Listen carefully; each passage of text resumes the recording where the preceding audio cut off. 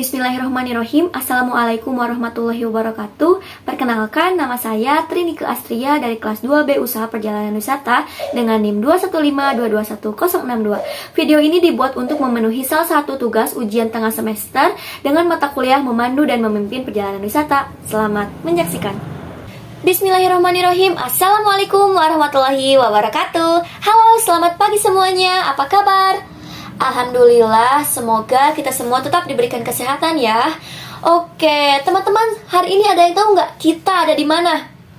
Benar sekali, selamat datang teman-teman semuanya. Selamat datang di Gedung Sate. Sebelumnya, perkenalkan, nama saya Nike yang akan menjadi guide bagi teman-teman semua untuk menjelajahi Museum Gedung Sate kali ini. Sudah siap semua?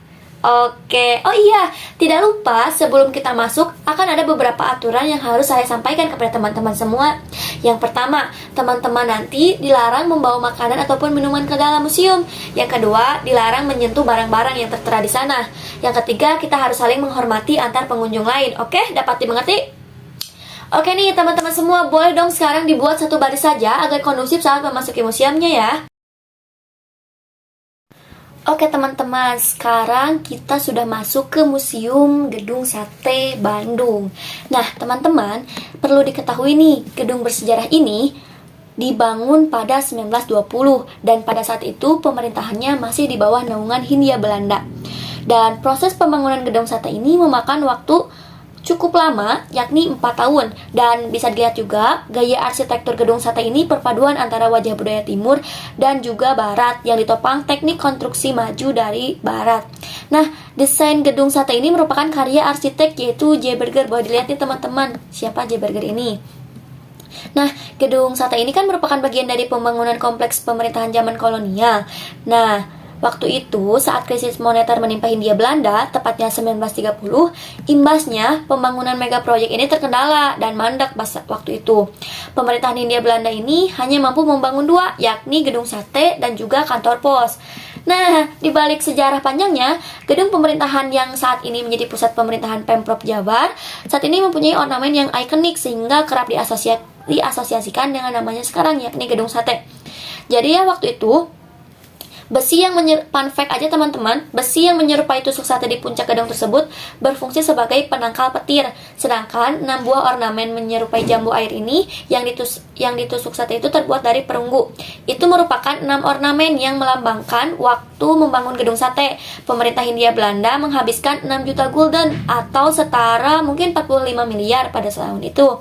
Nah, nama gedung sate ini merupakan ekspresi dari masyarakat Bandung sendiri. Saat itu namanya bangunan sejarah ini menggunakan bahasa Belanda. Namun karena masyarakat sulit melafalkan bahasa Belanda, akhirnya masyarakat memberi nama Gedung Sate berdasarkan ciri khas dari bangunan tersebut. Karena namanya memang susah, warga Bandung zaman dahulu melihat atasnya ada seperti tusuk sate, teman-teman. Nah, Gedung Sate sejak 1980 beralih fungsi nih menjadi kantor Gubernur Jabar. Sejak saat itu, pembangunan sejumlah gedung lainnya dilakukan berbagai perbaikan, juga berlangsung mungkin dalam beberapa kepemimpinan gubernur. Misalnya nih, pada saat kepemimpinan Aher dan Deddy Mizwar, itu Gedung Sate yang berada di basement, sedangkan di era Ridwan Kamil itu terdapat di plaza di bagian depan dan perbaikan taman di bagian belakang. Oke, mari kita lihat fasilitas lain yang berada di Gedung Sate ini. Yang pertama nih, bisa teman-teman lihat di sekeliling ini merupakan diorama sejarah yang dimana nih teman-teman bisa baca sejarah awal dari tahun ke tahun mengenai pembuatan Gedung Sate. Lalu yang kedua ini kita maju sedikit ke depan.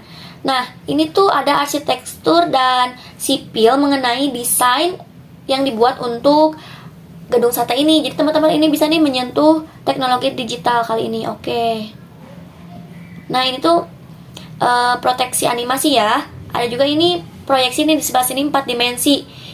Oke. Nah teman-teman juga nanti sebentar lagi 10 menit ke depan kita akan menunggu akan adanya pemutaran film sejarah bagaimana Gedung Sate ini dibuat.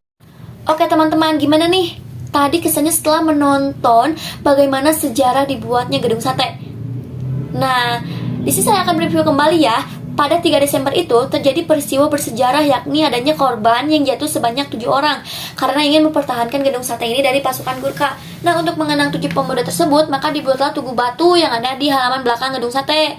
Nah, kemudian juga pada 3 Desember 1970 atas pemerintah dari Menteri Pekerja Umum, tugu tersebut hanya dipindah ke halaman depan gedung tersebut. Nah, jadi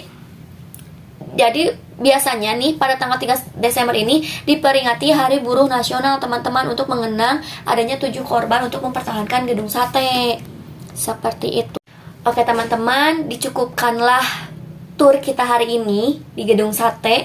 Terima kasih kepada teman-teman yang telah mempercayakan saya sebagai guide teman-teman kali ini. Saya harap perjalanan ini bisa menjadi kenangan manis untuk kita semua ya teman-teman. Mungkin bisa juga di-share mengenai pengalamannya.